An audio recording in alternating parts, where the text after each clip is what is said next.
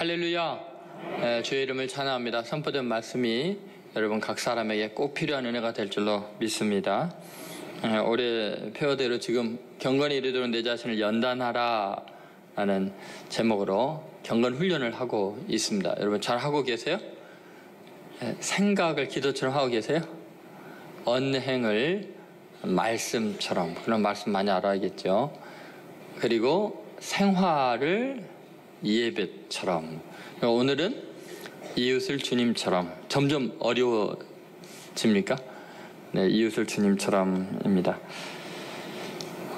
GAD라는 사람이 이런 말을 했습니다. 모든 사람은 자기 운명의 건축가이다. 그러나 이웃 사람은 그 건축을 감독한다. 이웃을 내 인생의 감독자처럼 이야기를 했습니다. 그리고 제이 하월이라는 사람은 각자 이웃은 그의 거울이다 그랬습니다. 이웃을 보면 내가 어떤 사람인지를 알 수 있다는 거죠. 이웃을 내 자신처럼 이렇게 보라는 거죠. 근데 오늘 주님은 이웃을 주님처럼 대하라고 이야기를 하고 계십니다. 오늘 말씀 40절 보시죠. 40절 같이 읽겠습니다. 임금이 대답하여 이르시되 내가 진실로 너에게 이르노니 너희가 여기 내 형제 중에 지극히 작은 자 하나에게 한 것이 곧 내게 한 것이니라 하시고, 지극히 작은 자 하나에게 한 것, 그 지극히 작은 자는 뭐 여러 종류의 사람이 있겠죠. 근데 어떤 사람에게든지 가장 미천한 사람에게 한 것도 곧 내게 한 것이다, 주님에게 한 것, 이렇게 분명히 이야기하십니다. 이웃을 주님처럼 생각하라는 거죠. 이웃을 주님처럼 생각하라는 이 말씀, 오늘 본문에 아주 유명한 말씀인데 거기에는 하나님의 관심이 잘 나와 있습니다. 하나님이 예의주시하고 있는 최고의 관심사가 무엇인가 나와 있죠. 그래서 첫 번째 우리가 생각할 것은 관심의 대상입니다.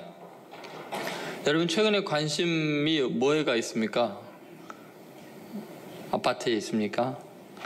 아니면 자동차에 있습니까? 아니면 승진에 있습니까? 아니면 좋은 학교에 입학하는 거, 또 학벌, 권력 이런 데 있습니까? 우리들의 관심은 주로 그런 소유에 관한 것들입니다.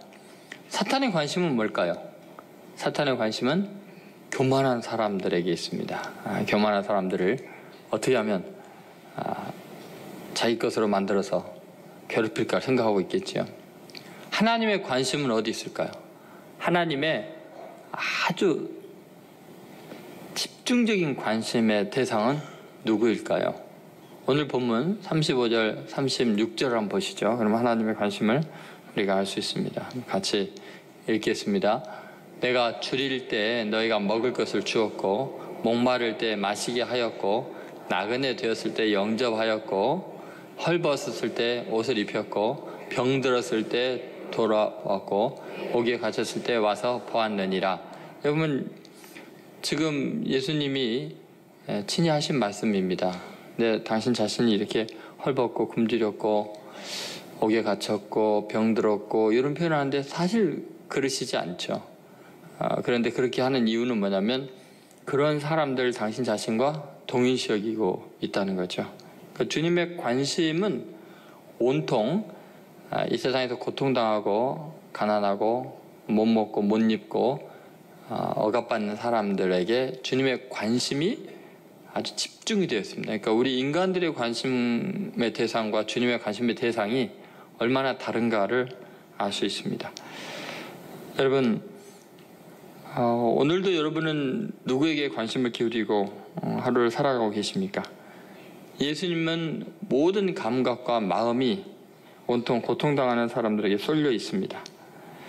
주님은 영광의 보좌에 앉아 계시면서도 세계사적인 일이나 아주 커다란 사건들에 관심이 있는 게 아니고 놀랍게도 병든 사람에게, 가난하고 굶주린 사람들에게 있습니다.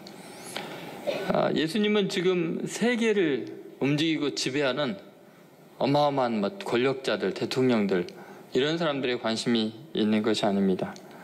또는 세상에 주목을 받고 있는 위대한 예술가에게 주님이 관심이 있는 것도 아니고요.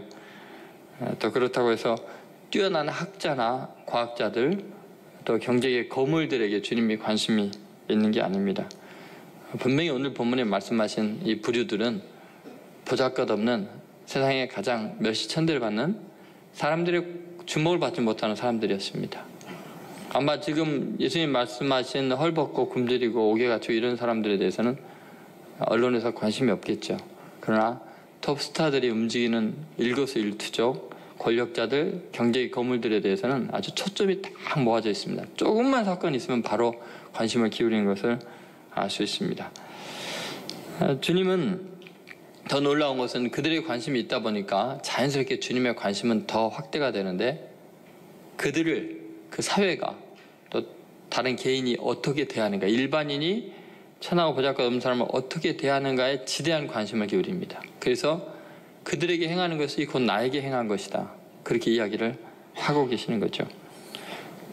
성경에서 주님은 늘 이 원리를 이야기를 하십니다. 다시 말해서 예수님의 초점은 지금 너희들이 가장 보잘것없는 사람을 어떻게 대하는가 보자. 여기에 지금 관심이 모아져 있습니다. 관심의 대상은 우리들이 어떻게 사람들을 대하는가, 어려운 사람들을 대하는가에 모아져 있는데요. 야고보서 2장 15절 16절에도 이런 말씀이 나와 있습니다. 자, 같이 읽겠습니다. 만일 형제나 자매가 헐벗고 일용할 양식이 없는데 너희 중에 누구든지 그에게 이르되 평안히 가라, 덥게 하라, 배부르게 하라 하며 그 몸에 쓸 것을 주지 아니하면 무슨 유익이 있으리요. 여기도 보면은 지금 성경의 관심이 어디에 모아져 있어요? 니네들이 뭐 평안하라, 덥게 하라, 뭐 이런 식으로 배부르게 하라, 이렇게 다른 사람 어떻게 대하고 말하고에 관심이 있죠. 그런데 진짜 그 몸에 쓸 것을 주지 않으면 아무 유익이 없다. 그러니까 어떻게 약하고 가난하고 희망이 없는 사람들을 대하고 있는가에 지금 관심이 있는 것을 알 수 있습니다. 근데 이것이 어느 정도까지 중요한 의미를 가지고 있냐면요, 이게 신앙생활이다. 이게 바로 경건의 핵심이다. 이렇게 이야기합니다. 야고보서 1장 27절에 보면 이런 말씀이 있습니다. 같이 읽겠습니다. 하나님 아버지 앞에서 정결하고 더러움이 없는 경건은 곧 고아와 과부를 그 환난 중에 돌보고 또 자기를 지켜 세속에 물들지 아니하는 그것이니라. 여기 보면은 하나님 아버지 앞에서 정결하고 더러움이 없는 경건, 여러분 우리가 경건한 신앙생활을 한다, 경건한 삶을 산다는 것이 뭘까요? 어떤 종교적인 아주 중요한 행사에 참여해서 위험 있는 모습으로 그렇게 앉아있는 것이 아니고 고아와 과부를 그 환난 중에 돌보는 것, 이것이 세상에 물들지 않게 자기를 지키는 것이기도 합니다. 그러니까 여러분, 고아와 과부를 돌보는, 다시 말해서 사회적인 약자들, 내가 생각하기에 천하고 보잘것없는 사람들을 관심을 기울여서 돌보지 않으면 우리는 경건한 것이 아니에요. 아무리 우리가 잘 먹고 잘 살고 또 신앙생활 잘하고 예배를 잘 드리는 것 같아도 하나님 보시기에 경건하지 못한 모습이에요. 뭐가 경건이에요? 고아와 과부를 돌보는 것이 하나님 앞에 경건이에요. 여러분 경건한 생활 해오고 계십니까? 하나님 앞에 경건합니까? 그런데 전혀 고아와 과부를 돌보지 않으면서도 스스로 경건하다고 생각을 하는 거예요. 그래서 정시에 기도를 하고 예배를 잘 드리고 헌금을 하기 때문에 경건하다고 생각하면 큰 오산입니다. 아무리 종교적인 행위가 거룩한 것 같아도 하나님 앞에서의 경건은 명백합니다. 고아와 과부를 돌보는 것, 그것이 굉장히 중요합니다. 이것은 구약 성경에도 그대로 나와 있는 내용들 여러분이 아십니다. 여러분, 하나님은 늘 이렇게 세상에 굉장한 권력자들을 보는 게 아니라 오히려 그 권력자 밑에서 실망하고 있는 불쌍한 사람들에게 관심이 기울여져 있습니다. 예를 들면 고대 이집트 제국의 그 강력한 절대적인 신적인 권위를 갖고 있는 바로 왕에게, 바로에게 관심이 있는 게 아니라 그 밑에 억압받고 고통당하고 있는 히브리 노예떼들에게 관심이 있었습니다. 하나님은 그 최고의 황제에게 관심 있는 게 아니고 고통 속에서 절망 속에서 울부짖고 기도하는 사람 취급을 못 받는 노예떼들에게 귀를 기울이셨고 눈을 들어서 그를 바라보시고 내려가셔서 친히 구원하신 하나님이십니다. 그러니까 여러분, 하나님의 관심은 세상 사람들의 관심과 너무나 다릅니다. 그리고 그들을 어떻게 대하나를 그대로 보고 계십니다. 그리고 하나님은 그대로 갚아주시는 분이죠. 여러분, 예수님의 관심도 마찬가지입니다. 예수님은 늘 이 땅에 태어나실 때도 그랬고 죽으실 때도 그랬고 사역하실 때도 그랬죠. 짐승의 우리에 태어나셔서 세상에서 가장 천한 직업을 갖고 있던 목자들에게 먼저 그 육신의 몸을 보이셨습니다. 그들의 경배를 받으시고 그들을 위한 천국의 연주회를, 천사들의 연주를 보여줬죠. 그리고 주님은 헤롯 왕에게 한 번도 찾아가지 않습니다. 갈릴리 변방에서 세리와 창기와 버려진 죄인들과 나병 환자들, 이런 사람들을 가까이 하시고 시각장애인의 눈을 뜨게 해주고 병든 사람들을 고치시면서 그들에게 늘 관심을 기울였습니다. 여러분, 예수님이 얼마나 이렇게 보잘것없고 천한 사람들에게 관심을 기울이시는가, 관심의 대상이 바로 그런 자들이라는 걸 생각하시면서 가만히 생각해보면 하나님은 그러기 때문에 나에게도 또 여러분에게도 관심을 기울일 수 있다고 생각합니다. 하나님의 관심의 대상이 그런 자들을 어떻게 대우하는가 보자. 지금 그 내용이 35절 36절에 있는 곧 나에게 한 것이다. 이웃을 주님처럼 대하고 있는가 보자. 그런 마음에 나타나죠. 두 번째, 관심의 보상입니다. 하나님은 그렇게 어려운 이웃을 돕는 자들, 그렇게 관심을 기울이는 자들에 대해서 갚아주시고 또 어려운 이웃들에게는 보상해주고 위로해주시는 하나님입니다. 하나님께서요, 반드시 이 선행에 대해서 약하고 천하고 보잘것없는 사람들을 돌봐주는 그 선행에 대해서 보상을 해주시는데요. 그것은 물질적인 보상을 하실 때도 있고 또 영적으로 천국의 보상을 해주실 때도 있습니다. 여러분, 하나님은요 절대로 우리의 선행을 눈감아 버리시지 않습니다. 반드시 하나님의 관심의 대상인 그들에게 행한 선행에 대해서는 보상을 해주시는데, 그것은 믿는 사람이건 믿지 않는 사람이건 반드시 보상을 해주십니다. 믿지 않는 사람들에게는 그들에게 물질적인 보상이라도 해주십니다. 그리고 믿는 사람에게도 때로 그렇게 하실 때도 있습니다. 예를 들면 욥이라든지 아브라함, 이런 사람들은 거부였습니다. 하나님 앞에서 물질의 복을 또 받는 사람들이기도 합니다. 만약에 물질적인 보상을 못 받는 경우에는 이 천국에서 영원한 상급으로 반드시 갚아주십니다. 절대로 헛되게 하지 않습니다. 자, 예를 들어서 마태복음 6장 1절부터 4절을 보시죠. 같이 읽겠습니다. 사람에게 보이려고 그들 앞에서 너희 의를 행하지 않도록 주의하라. 그리하지 아니하면 하늘에 계신 너희 아버지께 상을 받지 못하느니라. 그러므로 구제할 때 외식하는 자가 사람에게서 영광을 받으려고 회당과 거리에서 하는 것 같이 너희 앞에 나팔을 불지 말라. 진실로 너희에게 이르노니 그들은 자기 상을 이미 받았느니라. 너는 구제할 때 오른손이 하는 것을 왼손이 모르게 하여 내 구제함을 은밀하게 하라. 은밀한 중에 보시는 너희 아버지께서 갚으시리라. 아멘. 여러분, 이 하나님의 보상에 대한 이야기가 있는데 하나님의 지금 관심은 또 어떻게 보상할까에 지금 기울여져 있는 것을 알 수 있습니다. 여기 보면은 그 구제할 때나 의를 행할 때 주의하라고 이야기합니다. 왜 주의해야 되냐면, 뭐를 주의해야 되냐면 내가 이 상을 하나님께 받을 것인가, 보상을 하나님께 받을 것인가, 아니면 사람에게 보상을 받을 것인가, 그걸 결정을 해야 합니다. 반드시 하나님은 갚아주십니다. 그런데 만약에 구제할 때 사람에게 영광을 받으면 그 도움을 받는 사람이나 주위 있는 사람이 내가 도와준 것을 의식하게 되면 그 순간 내 구제는 사람에게 영광을 이미 받은 거니까 그걸로 끝나는 겁니다. 이 땅에서의 보상으로 끝나는 거예요. 그런데 만약에 내가 도와주는 대상이나 또는 주위 사람들이 내가 그 선행을 행한 걸 모르면 그건 영원한 하나님의 나라에서 영광스러운 영원한 상급을 받게 되어 있습니다. 여러분, 어떤 상을 받을지 주의하셔야 됩니다. 선택을 하셔야 됩니다. 주님은 분명히 너희 앞에 나팔 불지 말라고 이야기하십니다. 왜냐하면 그러면 상을 다 받아버린 게 돼버리니까 나중에 받을 상이 없다는 거죠.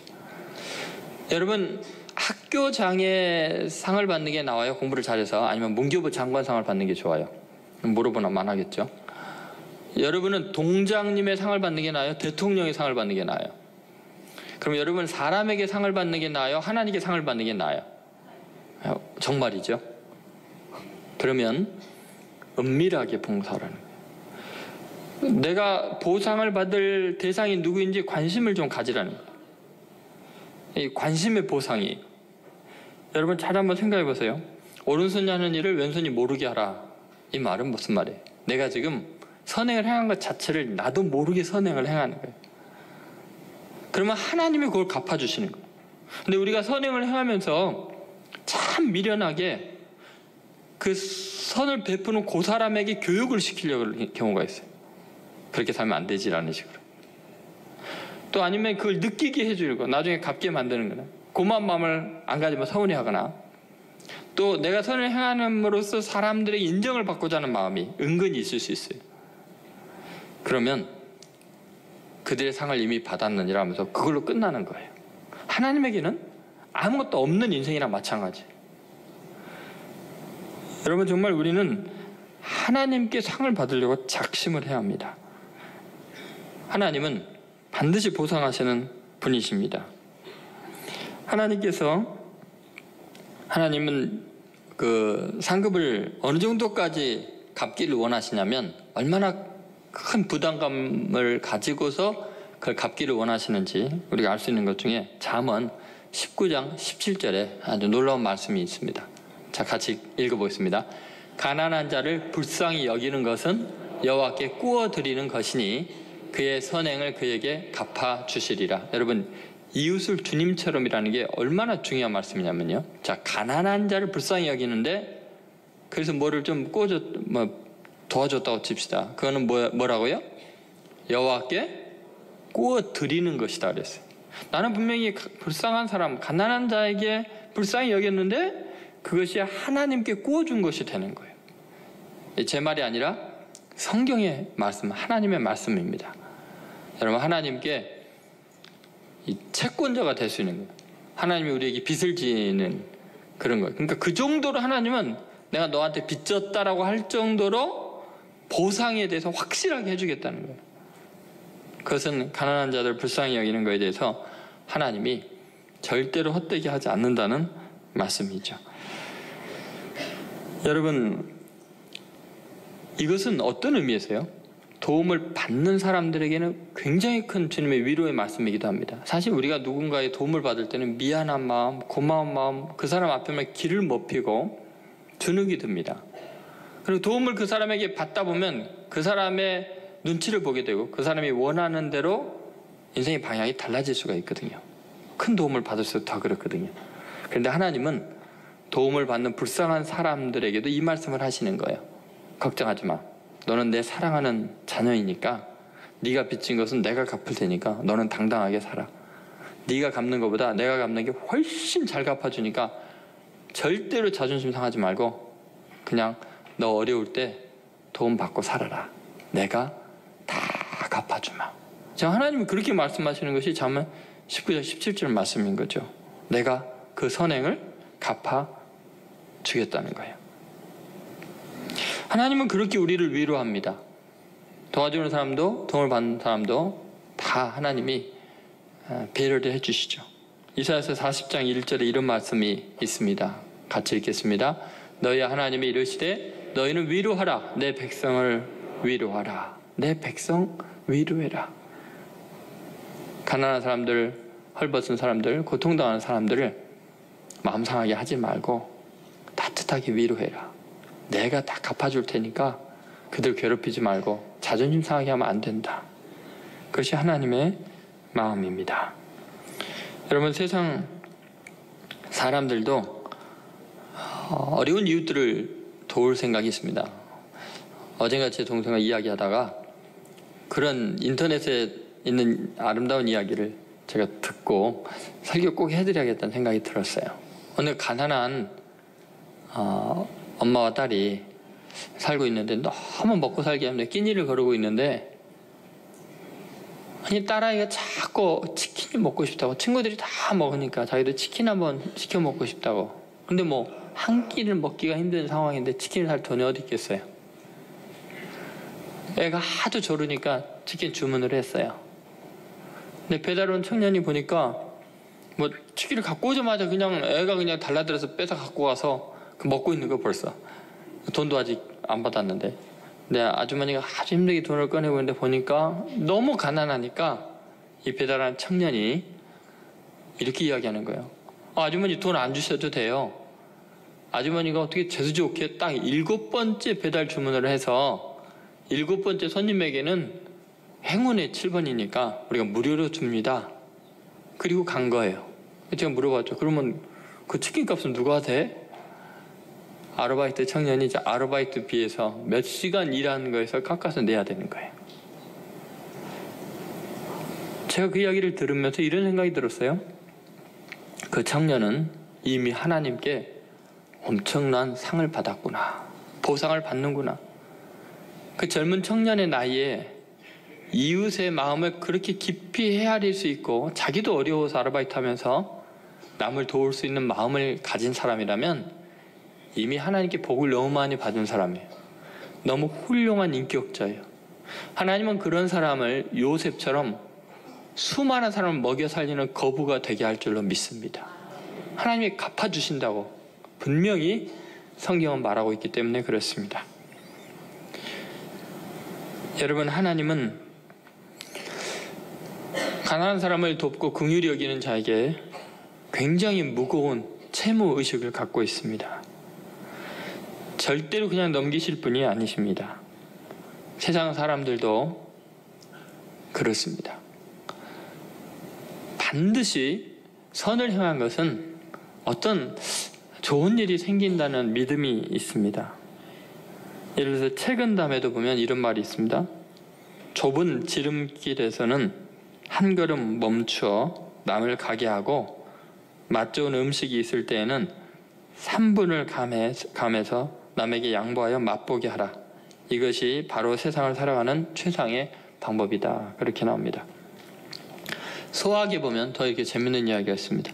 평생토록 길을 양보해도 백보에 지나지 않을 것이며 평생토록 밭두렁을 양보해도 한마디기를 잃지 않는다. 여러분, 세상 사람들이 생각하는 삶의 지혜라는 것도요, 평생토록 길을 양보를 한다고 하는데 백보 양보하겠냐는 거예요. 백보 얼마 안 된다는 거예요. 평생토록 이게 논두렁이 이렇게 뭐 경계선 때문에 막 싸우고 그러는데 그 양보한들 한마디기나 되겠냐. 평생을 양보해라. 그래도 그렇게 큰 손해 안 본다는. 근데 우리 주님은 가난한 사람에게 한 것이 곧 나에게 한 것이라고 이야기하는 거예요. 손해보는 정도가 아니라 하나님이 빚진 자가 되어서 반드시 무에서 유를 창조하고 역사의 주권자이신 그분이 갚아준다는 말씀입니다. 그러니까 여러분, 우리가 어려운 이웃을 돕는 것은 정말 놀라운 기적 같은 일이에요. 여러분이 재벌 회장에게 만약에 돈을 빌려줬다고 생각해 보세요.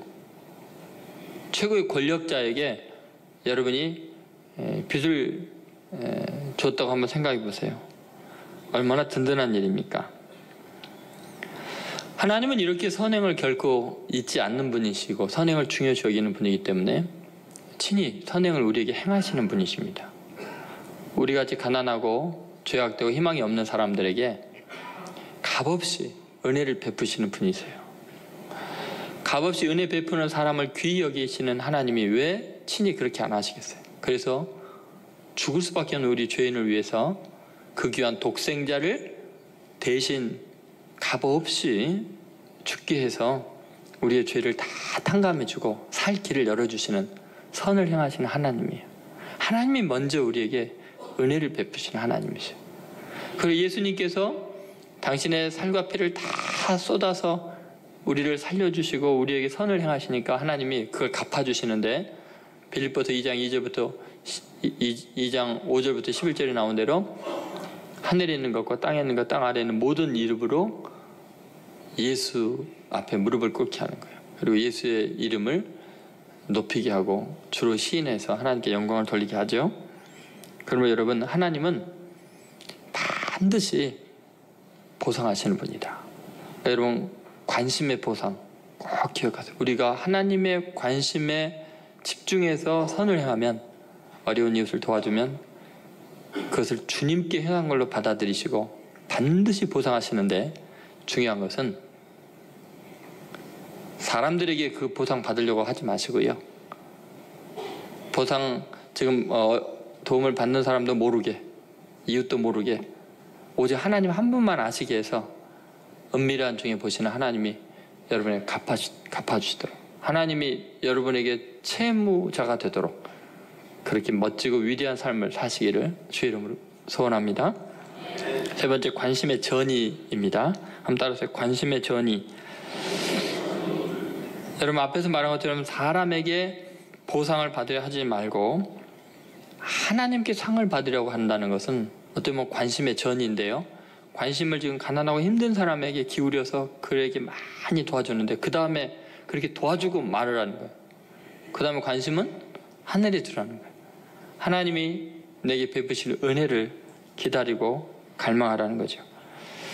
그러니까 여러분, 우리는 관심을 기울이고 도와주고 나면 계속 그 사람에게 반응을 지금 생각하면서 관심을 그 사람에게 기울이는 거예요. 그러니까 도와주고 나면요, 그 사람의 어려운 형편에 대한 관심보다도 그 사람이 어떻게 내게 고마워하는 마음이 있는가에 대한 관심이 더 많아지는 거예요. 그럼 그 사람은 더 피곤한 인생이 되잖아요. 근데 그러지 말고 도와주는 거, 어려운 것에 대한 관심을 많이 기울이지만 그 다음에 관심을 전이해서 하나님이 내게 이제 어떻게 역사하시는가, 갚아주시는가, 거기만 바라보라는 거예요. 그러니까 내가 행한 일에서 내가 옳다고 생각하지 말고 하나님이 나를 어떻게 칭찬하시는가, 그 관심의 전이가 일어나야 돼요. 관심이 이렇게 하나님께로 옮겨가야 돼요. 그 내용이 고린도후서 10장 18절에 나와 있습니다. 같이 읽겠습니다. 옳다 인정함을 받는 자는 자기를 칭찬하는 자가 아니요 오직 주께서 칭찬하시는 자니라. 여러분, 내가 내 자신을 어떻게 평가하느냐, 사람들이 나를 어떻게 평가하느냐는 아무 의미가 없어요. 그건 정확한 판단이 될 수가 없고요. 주께서 칭찬하는 자가 돼야 돼요. 그러면 내가 이런 선을 행했으면 하나님이 나를 어떻게 평가하실까? 하나님의 반응에 대해서 관심을 기울여야지. 인간의 반응은 해놓고 잊어버리세요. 관심을 완전히 옮겨야 돼요.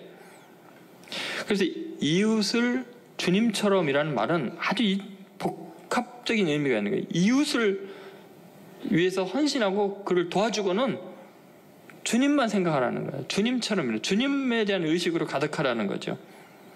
여러분, 사실 우리가 이웃을 도움으로써 우리는 어마어마한 기적 같은 전이가 일어나는데, 그게 뭐냐면 이런 겁니다.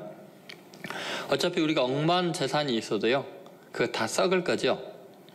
다 없어질 거죠. 다 놓고 갈 것입니다. 그런데 이웃을 정말 긍휼히 여기고 사랑해서 선을 하고 주님처럼 대해주면 그것이 영원히 하나님이 당신이 빚진 것처럼 생각하고 영원히 갚아주시는 놀라운 일이 일어납니다. 그러니까 어차피 썩어질 걸 가지고 영원한 가치를 창출하게 되는 거죠. 초라한 인생을 도와주고 하나님에게 채권자가 되는 거예요. 그러니까 이게 얼마나 놀라운 이야기입니다. 이거에 대해서 관심을 기울이지 않고 내가 도와준 사람한테 그대로 내가 보답을 받으려고 하면은 상처밖에 남는 게 없어요. 왜냐하면 인간은 기억력도 나쁘거니와 보답할 능력도 없어요. 여러분, 생각해보면 하나님이 무에서 유를 창조하시는 분이요, 전능하신 분인데 직접 도와주시면 되지, 뭐 우리한테 자꾸 어려운 사람 도와주라고 말씀하실까요? 구차하게. 여러분, 오병이의 기적 사건을 보세요. 그 작은 것 갖고 5,000명을 먹이신 분이에요. 무에서 유를 창조하신 분이 직접 도와주면 되지 왜 우리한테 자꾸 불쌍히 여기라고 그러고 도와주라 그럴까요? 다 우리를 위해서요. 온전히 우리에게 합당한 상을 주시기려고 상줄 건서 만들어 주시는 거죠. 하나님은 우리에게 복을 주실 핑계를 찾고 계시는 거예요. 그래서 여러분, 가난한 사람이 내게 도움을 청하면 그것 정말 감사해야 돼요. 내가 하나님께 은혜 받을 수 있는 기회를 주고 있는 거예요. 하나님께 구워줄 수 있는 기회를 주고 있는 거예요. 나 같은 천한 인생이 하나님께 복을 받을 수 있는 기회를 그가 주고 있는 것입니다. 그러니까 관심이 완전히 달라져야 돼요. 힘든 사람이 오는데 하나님의 상으로 관심이 바뀌어져야 돼요. 은혜 받는 것으로 여겨야 돼요. 그러니까 여러분, 가난한 자의 청을 거절하지 말고, 가난한 자가 도움을 청할 때 조건을 딱 붙이지도 말고요, 또 기준을 세우지도 마세요. 여러분, 교회에서 어려운 사람을 도와줄 때 정말 조심해야 됩니다.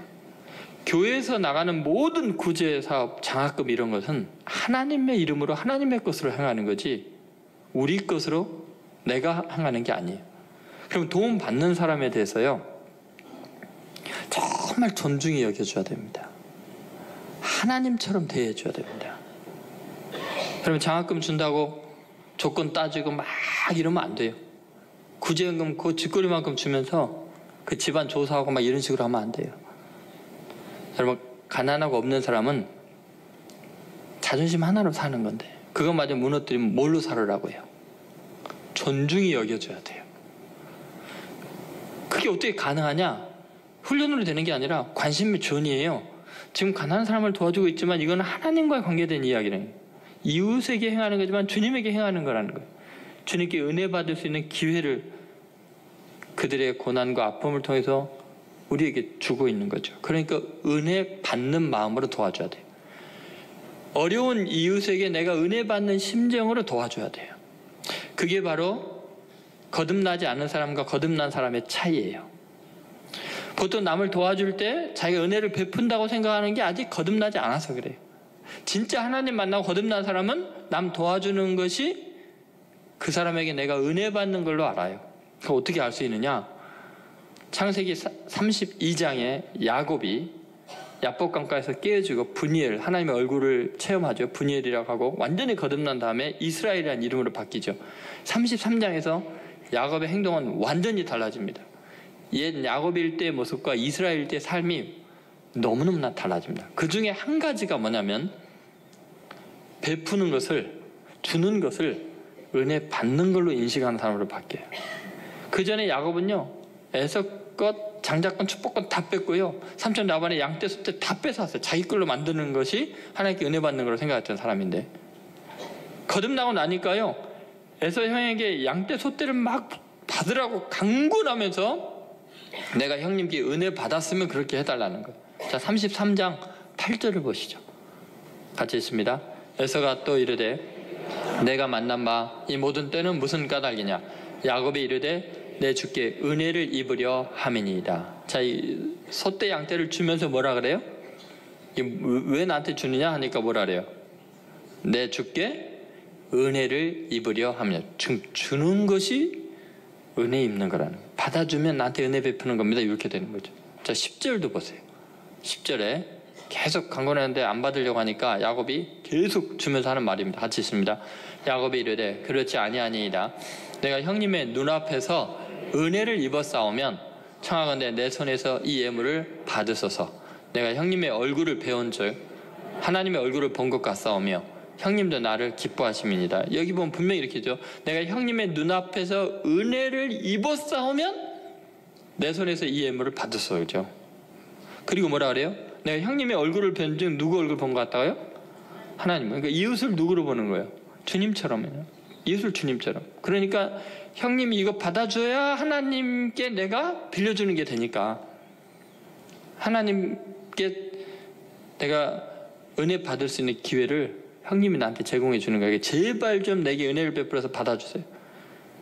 11절도 보세요. 11절 같이 있습니다.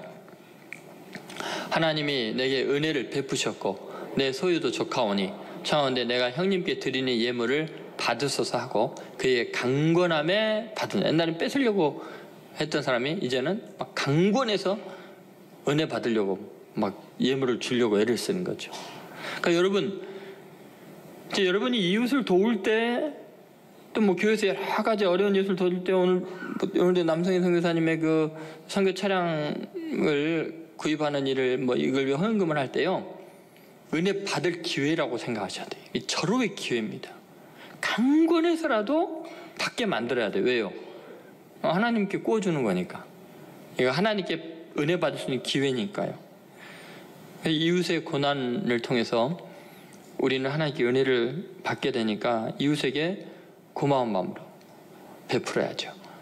그래서 사도 행전에 보면은 사도 바울도 그럽니다. 주는 것이 받는 것보다 복이 있느니라. 평생 주고 사는 게 복 아니에요? 평생 얻어먹고 살래요? 그것이 얼마나 놀라운 이야기입니까? 하나님께서 사실은 내게 은혜를 베푸셔서 소유도 있는 거예요.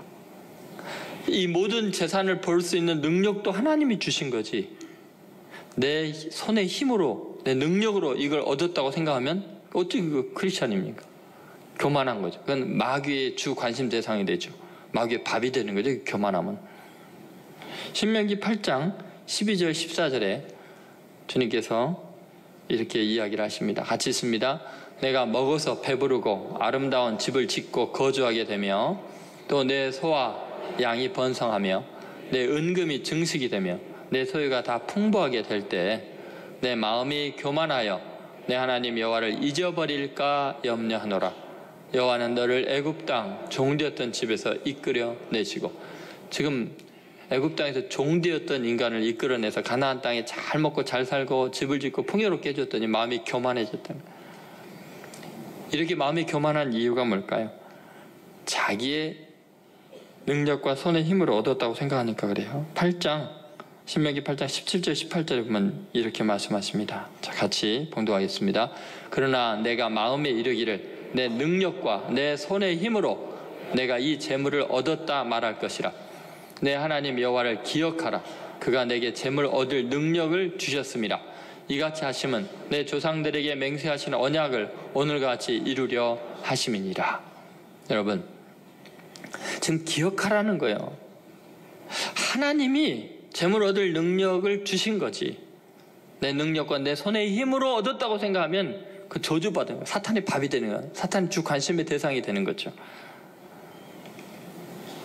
그러면 여러분, 내가 도와준 사람으로부터 아직도 칭찬을 원하고 또 인정받기를 원한다면 그것은 하나님께 은혜 받을 기회를 스스로 놓치고 오히려 교만해지는 죄에 빠지는 것입니다.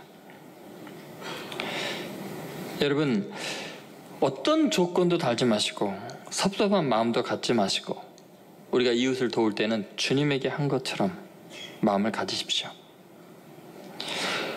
우리 마음의 상태를 우리는 부정할 수 없습니다. 사람을 보고 한 것인지 하나님을 보고 한 것인지, 내 관심이 도대체 사람에게 있는 건지 하나님에 있는 건지 다시 한번 잘 생각해 봐야 합니다. 세상 사람들이 하는 봉사와 그리스도인의 섬김은 이처럼 차이가 큽니다. 인본주의적인 봉사, 그것은 결국은 자기 의에 도달하려고 합니다. 자기 만족에 있습니다. 그러나 신본주의적인 섬김, 이것은 하나님께로부터 오는 만족으로 족합니다. 여러분, 가난한 사람을 내가 도울 수 있도록 내 옆에 있어줘서 고맙다고 말하면서 내게 은혜 좀 베풀어 주세요 하는 마음으로 겸손히 베푸십시오. 그리스도인은 이웃을 주님처럼 섬겨야 합니다. 내 마음에 양심의 소리에 귀를 기울이십시오. 분명히 주님이 오늘 말씀하셨습니다. 이웃을 주님처럼 섬김으로 하나님께 구워주는 자, 하나님께 영광을 올려드리는 귀하고 복된 삶이 되시기를 주의 이름으로 축원드립니다.